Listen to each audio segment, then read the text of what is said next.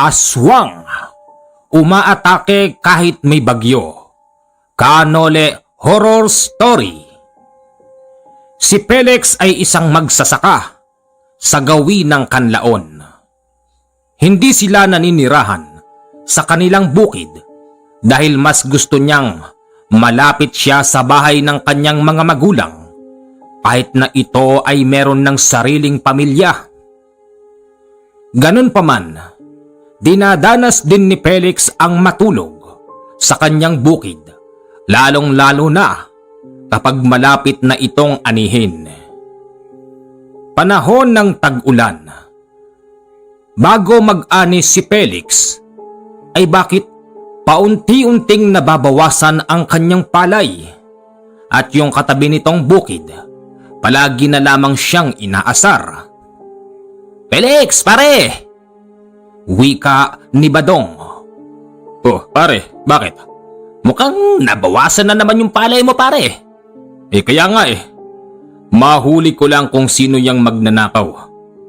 May kalalagyan sa sakin, Badong. Pare, hulihin mo. Dapat dito ka matulog. Dito naman ako natulog kagabi. Bakit may bawas? Hindi ko nga alam Malaman ko lang, talagang may kalalagyan sa akin ng taong yun. Kay liit-liit ng bukid ko, sila pa itong unang nakikinabang. Paring Felix, kung ako sa'yo, mamayang gabi, bantayan natin. O sige.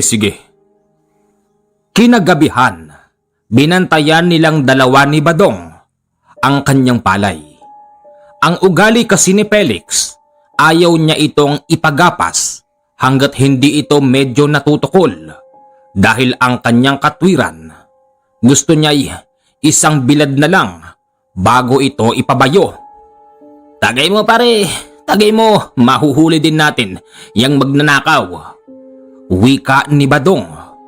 Pare, kapag nahuli ko kung sino man ang nagnanakaw, hindi ko na idediretso pa sa barangay o sa pulis. Tutuluyan ko na pare. Pare-parehas lang tayong mahihirap dito Tapos ganyan, magtatrayduran pa. Pare, meron ka bang ideya kung sino yung nagnanakaw ng palay mo? Wala nga pare Inggit lang yun. Talagang inggit pare. Bandang 10:00 ng gabi, hilo na ang dalawa dahil nakaubos na sila ng 2 pitchel na tuba.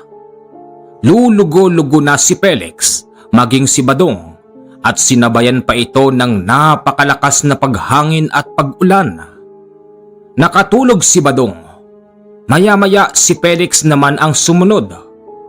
Bandang 3:00 nagising si Felix at si Badong namay naghihilik pa habang tumutulo ang laway. Paring Badong. Pare. Pare, 3:00 na pala pare. Yan mo, madilim pa pare. Umihi si Felix at dito niya nakita na halos naubos na ang kalahating pitak ng kanyang palay. Anak ng... Pare! Ano ba yan?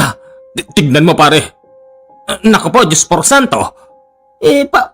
Paano nangyari yun pare? Tabing kubo mo lang yung ninakaw. Naku naman, sinasabi ko na nga be. Malungkot na ibinalita ni Felix yung nangyari sa kanyang asawa at biyanan. Ay nako, para saan pa at nagbantay ka dyan Felix? Katabing kubo pa. Ano bang ginawa mo? Nag-inuman kasi kaming dalawa ni paring Badong. Siya nagsabi na bantayan namin ngayon, tapos nalasing naman kami sa 2 pitchel na tuba. Yan ang sinasapit ng mga lasinggero. Ay, itay, nandyan ho pala kayo. Kanina pa ako nandito at nakikinig. Felix, ikaw nga'y tigil-tigilan mo ang pakikipagbarkada dyan sa Badong na yan. Wala kang makukuhang katinuan dyan. Baka mamaya yung pang mga kadikit mo ang tumatrader sa'yo. Itay naman, napakabait ng tao tsaka kasama ko siyang uminom. Nauna pa nga siyang nakatulog at mas nauna pa akong nagising. Siguraduhin mo lang at hindi ko gusto ang tingin ko sa badong na yan. Ohoy tay. Maya-maya pa, yung biyanan na babae ni Felix ay lumalapit at sinabing, Felix! Inay, huwag ka nang magbantay. Kukuha ako ng mga tagapagbantay.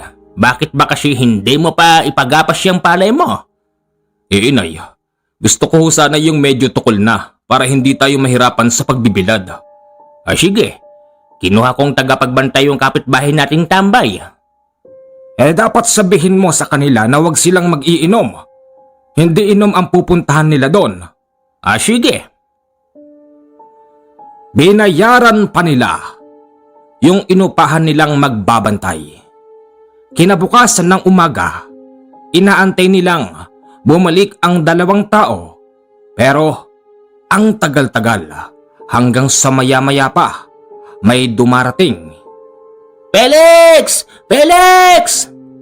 Sigaw ng isang mama. Oh, ano ho yun? May patay! May patay! Ha? Saan? Sa bukid mo! Nagtungo doon si Felix at nakakita siya ng dalawang lalaking nakahandusay. Sino tong mga to? Nang tignan ni Felix ng malapitan, yung dalawa, sila yung pinagbantay kagabi. Tapos, yung kalahati ng kanyang palay ay naubos. Napakagaling ng mga magnanakaw kung kailan umuulan at humahangin. Dito sila sumasalakay. Kasabay pa nun, yung pagpaslang nila sa dalawang taong kanilang nautusan. Walang malinaw na investigasyon ni walang nakakita sa pangyayari nang dahil dito walang hustisya yung dalawang lalaki. Buti na lang pala Felix, hindi ikaw ang nagbantay kagabi, baka ikaw ang napatay. Wika ng kanyang biyanan. Sobra na talaga. Kaunti na lang yung natitira sa atin. Anong gagawin natin? Maya-maya pa, yung biyanan na lalaki ni Felix ay naglakad papalayo. Hoy, matanda ka! Saan ka pupunta? Hoy! Wag mo akong pigilan. Gagawa ako ng paraan. Anong paraan naman ang gagawin mo? Matanda ka na. Hindi mo na kaya pang magtatakbo. Bumalik ka rito. Wag mo akong pipigilan. Gagawa ako ng paraan. Maiwang kayo dyan. Makalipas ang 2 araw, kaunting-kaunti na lamang ang natitira sa palay ni Felix dahil talagang hindi ito tinitigilan ng mga magnanakaw. Sa inaanihan na 20 kaban, siguro mga 5 na lang ang natitira. Makalipas pang muli ang 1 araw, may dumating na lang sa bahay nila Felix at tinanong kung nasaan ba yung tatay ni Felix o yung biyanan. Bakit ho? Inay, may naghahanap kay itay. Sino ho ba kayo? Ano hong maipaglilingkod namin sa inyo? Magandang umaga po inay. Brad, si Tandang Arosep. Natutulog pa Brad eh. Bakit? Kasi may natanggap akong sulat mula sa kanya. Pwede bang pakigising? Ginising naman ni Felix ang kanyang biyanan. Pagbangon nito ay agad niyang nakita si Kanole at agad niya ring pinapasok. Halika na rito. Magkape ka na. Pasensya ka na't medyo nag-antay ka yata. Hindi.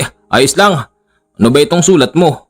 Parang kailangan na kailangan mo ko. Kasi ganito yan, Nole. Alam mo bang yung palay namin na inaanihan ng mahigit 20 kaban kapag tag-ulan, abay, halos maubos na. Anong nangyari?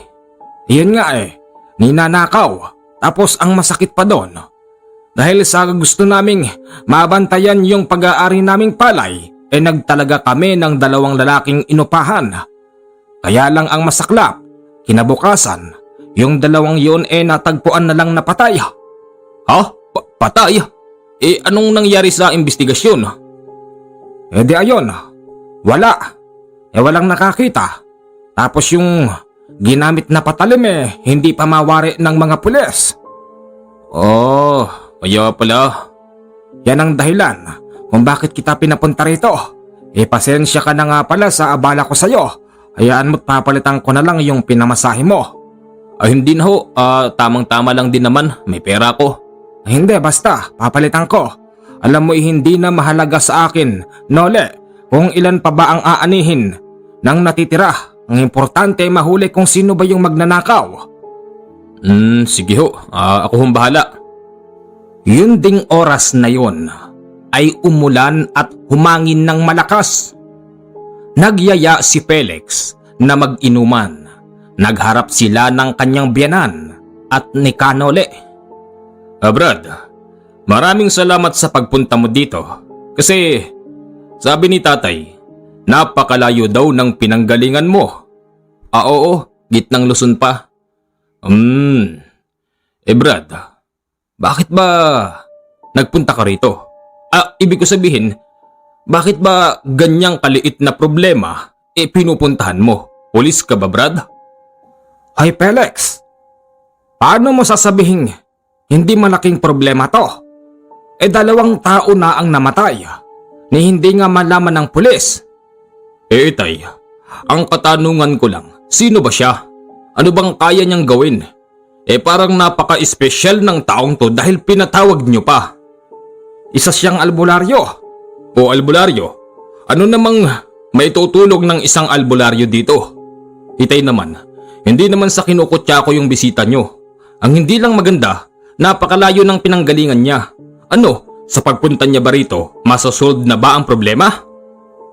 Felix, tumahimik ka na nga lang. Hindi mo alam kung ano ang kayang gawin niyan. Naku Itay, paniwalang paniwala kayo sa mga ganyan. Diyan na nga kayo. Kanole, pasensya ka na sa inasal ng asawa ng anak ko. Talaga pong ganun. Meron naman talagang taong hindi basta naniniwala. Sanay na po ako sa ganyan. Huwag po kayong mag-alala. Sabi ko na nga ba at mataas yung pag-iisip mo siya nga ho pala. San bang gawi yung bukid nyo? Doon lang sa gawi doon, medyo may kalayuan. Sige ho, pwede bang pumunta na ako? Umuulan. Sige lang ho, ayos lang. Pumunta na nga si Kanole doon at iniwan niya ang inuman. Nang marating nila yung bukid ni Felix, kitang-kita ni Kanole ang bakas ng pinangyarihan. Humawak lang siya sa isang haligi ng kubo at dito niya nakita yung pagpatay sa 2 lalaking inutusan ng tatay ni Felix na magbantay. Ang kanyang nakita, yung 2 lalaki ay nag-iinuman. Tapos merong isang lalaki na nanggaling sa kabilang bukid. May hawak ito na karet at unti-unting lumapit sa kanila. Nagtatago pa ang taong yun, habang yung 2 nag-iinuman ay lasing na. Ang ginawa ng taong lumapit sa kanila, binitawan yung karet tapos unti-unting nagbago. Kitang-kita yun ng 2 lalaking namatay.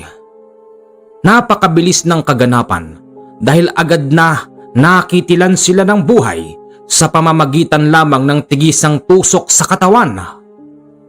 Sa madaling sabi, matalas na kuko ang ginamit ng taong lumapit na nanggaling sa kabilang bukid. Ganun pala nangyari. Wika ni Kanole. Napalingon siya sa kabilang bukid dahil merong lalaking sumisigaw. Felix! Felix! Oy, Felix! Halika rito! May kape rito!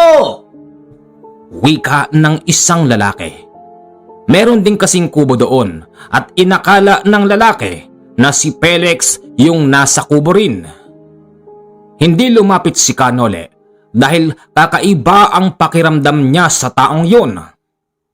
Maya-maya pa, yung lalaki ang lumapit. Felix, ano ba? Ay, akala ko si Felix. Brad, anong ginagawa mo rito? Wala. Napalilim lang. Muulan eh. Ganun ba? Kahawig mo kasi si Felix pag sa malayo. Ganun ba? Kape Brad. Nako hindi. Hindi ako nagkakape. May acidic ako eh. May acid? Oo. Brad. May tanong ko lang kanino tong bukid? Ito kay Felix yan. Doon na may sa akin yung pa lang. Yung konting-konti pa lang ang pula. Teka Brad. Ba't ganyan ka magsalita? Straight na Tagalog. Mukhang may lahing Ilocano. Oo. Hindi ako taga rito. Ay, bakit ka napunta rito? Pupunta ako sa kaibigan kong si Dario. Sinong Dario? Wala namang bahay dyan. Di, meron. Ayon pa sa napagtanungan ko, dyan daw yung bahay nila Dario. Ganun ba? Siguro bagong lipat. Brad, ayaw mo ba talaga ng kape? Ayoko kasi meron nga akong acid. Sige, siya nga pala. Mag-iingat ka rito bakit? Basta mag-iingat ka rito. Maraming kumakain ng tao dito. Kakainin niyang tenga mo. Papunta sa baba, sa leeg, sa puso, sa laman loob. Pati dyan sa iyong yagballs. Nakakatawa naman yan. Talaga bang may ganun? Totoo. Mag-iingat ka. Nagawang magsinungaling ni Kanole sa harapan ni Badong. Oo, si Badong. Yung lalaki sa kanyang harapan. Kunwari ay walang kaalam-alam si Kanole pagdating sa ganon. Pero ang duda ni Kanole, si Badong ang pumapatay at nagnanakaw ng palay. Lalo pang lumakas ang ulan nung mga oras na yun. Nang dahil dito, mas tumagal pa ang kanilang kwentuhan. Brad, medyo papadilim na eh. Di ka pa ba aalis? Lakas ng ulan Brad eh. Tsaka kumikidlat. Takot ako sa kidlat. Sigurado ka? Kung gusto mo, doon na lang tayo sa kubo ko. Doon, hindi gantong butas-butas. Doon merong kama, may radyo, meron pang ilaw at merong masarap na pagkain. Tara? Sige, tamang-tamay nagugutom na rin naman ako. Sumama si Kanole sa kanyang kubo upang makita kung ano ba ang meron sa loob. Dito tumambad sa kanya yung napakalinis na kubo at merong higaang malambot. Tapos meron siyang malaking kawa sa loob. Nakatago yun at meron pang espesyal na kwarto at may matibay na pintuang bakal. Dito ka nagluluto? Brad, natigilan si Kanole dahil nandoon siya sa espesyal na kwartong pinaglulutuan hanggang sa nakita niyang si Badong ay may hawak na karet, nakahubad at nanglilisik ang mga mata. Hindi lang yon, unti-unti itong tinutubuan ng balahibo sa katawan. Isa na namang masarap na bisita! Wika ni Badong. Anong masarap na bisita, Brad? Kay tinutino kong sumama sa'yo rito tapos gaganyanin mo ko.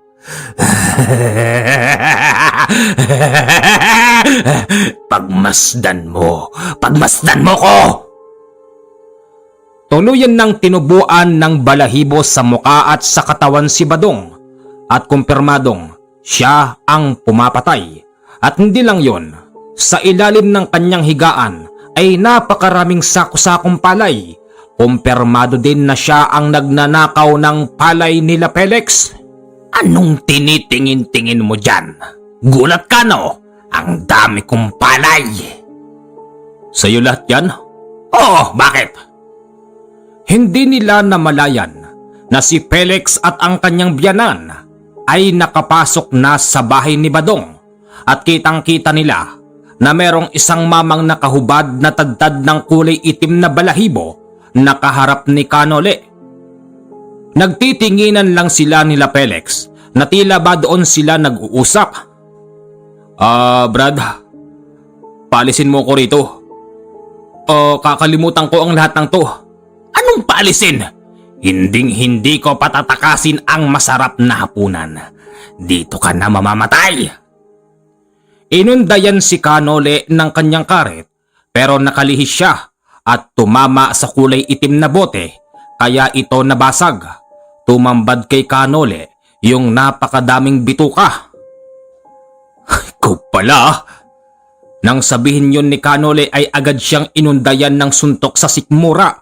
Ininda naman ito ni Badong nang dahil doon, nabitawan niya ang kanyang karet at dito'y nakita niya si Felix at ang kanyang biyanan.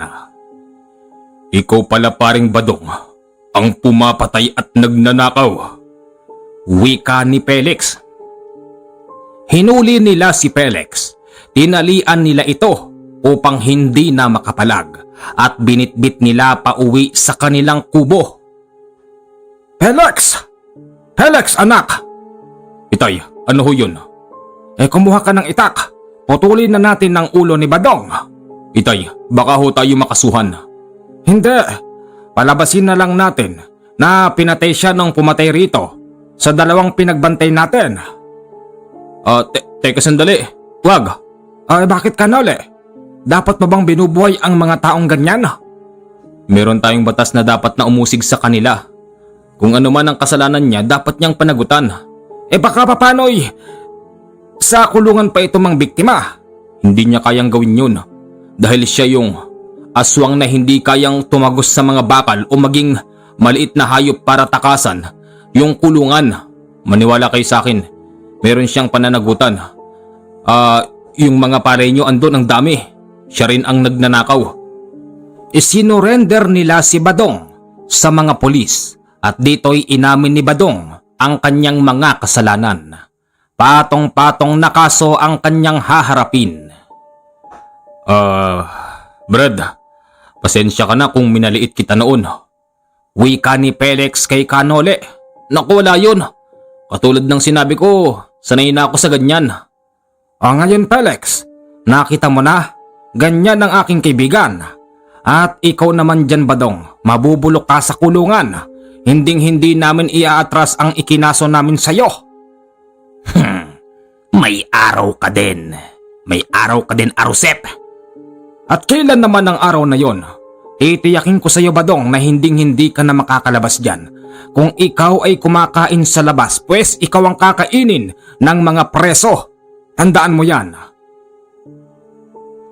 Nang malaman ng mga pulis kung sino ba si Badong, alanganin pa ang mga ito na edetene pansamantala sa kanilang istasyon at gusto nilang isurrender na agad sa BJMP nang dahil sa kailangan magpalipas ng 24 oras bago ito ma-inquest.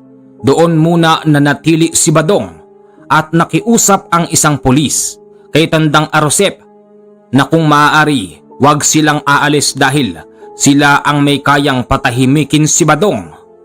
Si Kanole naman ang nautusan ni Tandang Arusep na doon muna ito manatili sa loob ng 24 oras at nang sa ganun ay hindi makagawa ng kasalanan si Badong.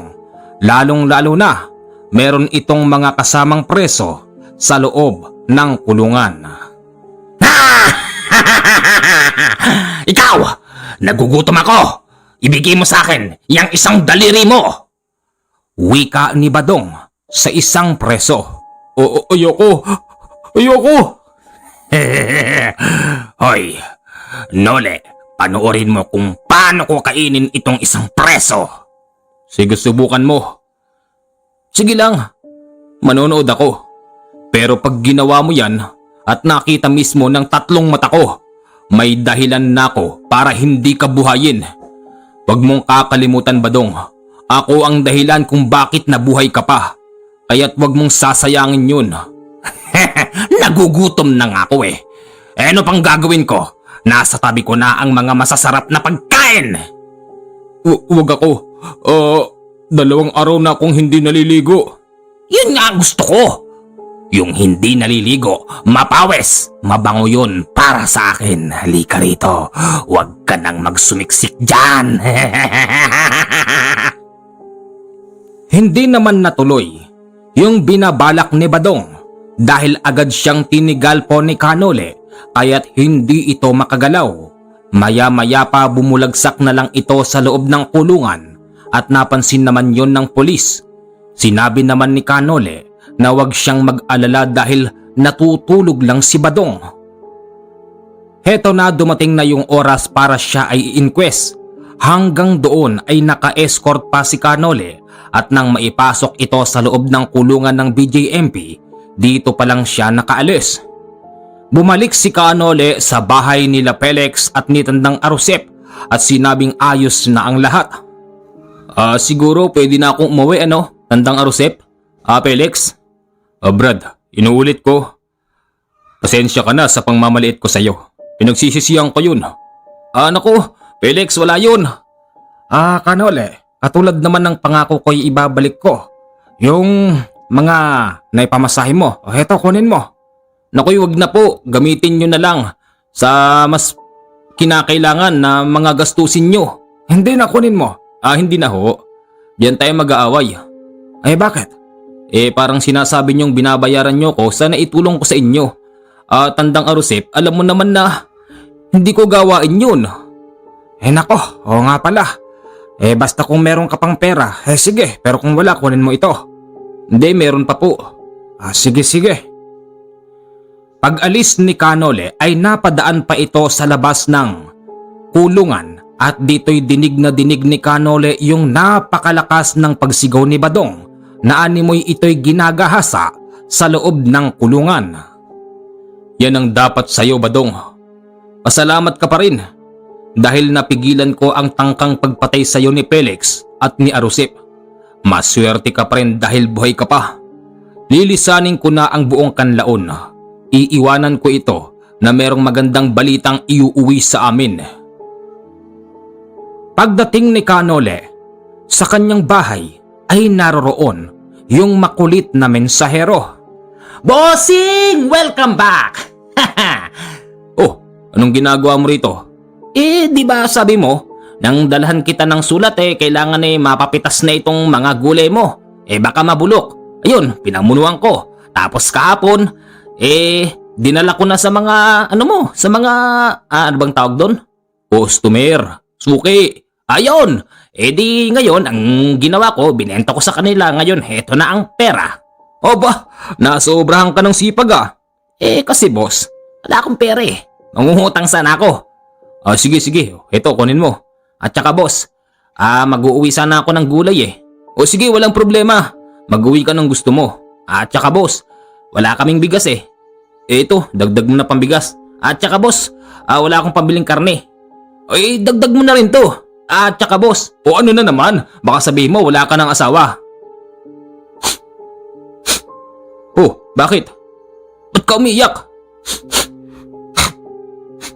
Asawa? Hindi nga ako kinikibo ng asawa ko. Sabi niya din niya na ako mahal. Ginayuma yata yung asawa ko, boss. Ganon? Yan ba ang dahilan kung bakit inaantay mo ako rito? Isa pa yun, boss. Sabi niya, hindi na daw niya ako mahal. Tulo laway, tulo ang luha at sipon ng mensahero habang kinukwento yon kay Kanole. Dagdag pa ng mensahero sa kanya, nakakita siya ng lalaking umaaligid sa kanilang bahay nang kararating niya galing sa trabaho. Yon ang duda niyang mukhang kabit ng kanyang asawa. Mukha raw ginayuma ang kanyang asawa at isa ito sa magiging kwento natin sa mga susunod na araw. Tutulungan na naman po ni Kanole ang ating mensahero dahil ang kanyang asawa ay ginagayuma ng hindi basta tao. Dahil ang kanyang asawa ay ginagayuma ng isang matandang huklubang mangkukulam. Mga kababayan, hanggang dito lamang po ang ating kwento. Sana'y inyong naibigan. Sa mga tumatawag po sa akin, hindi ko po basta masasagot. Sa Viber po kayo tumawag sa akin at pwede po tayo ron mag-video call. at pakipuntahan naman po ang isa kong channel na Misteryo ng Bayan. Hindi po magtatagal, bukas na bukas ay kausap ko na po yung magnanarrate doon at magkikita kaming dalawa upang aming mapag-usapan kung paano ba ang gagawin pag naipasa ko na sa kanya ang karapatan. Sana'y inyong suportahan din at maraming salamat po sa inyong lahat.